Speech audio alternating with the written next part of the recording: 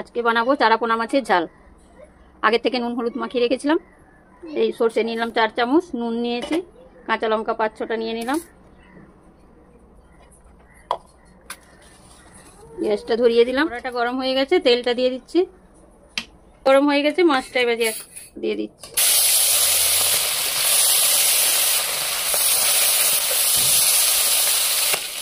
মাছগুলো একদিকে হয়ে গেছে, আর একদিকটা উল্টে দিচ্ছি।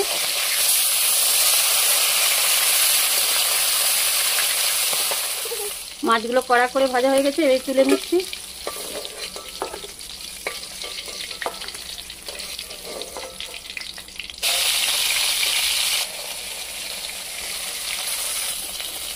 মাছটা একদিকে হয়ে গেছে, উল্টে দিচ্ছি।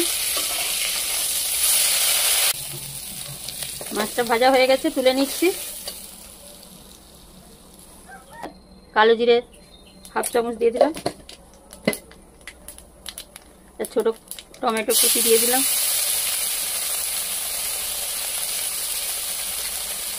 তিনটে কাঁচা লঙ্কা ফাটিয়ে দিলাম।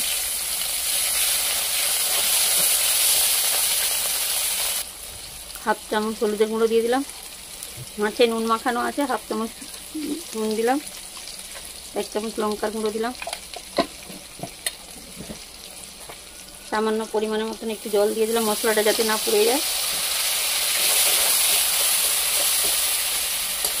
সেটা যে বেটেছিল 2 চামচ সরষে দিয়ে দিচ্ছি।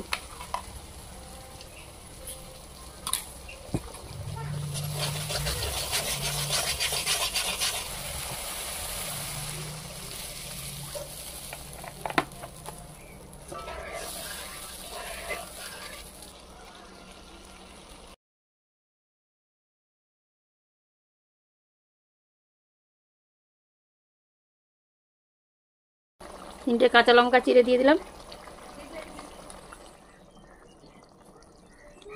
উপর থেকে একটু ধনিয়া পাতা দিয়ে দিলাম।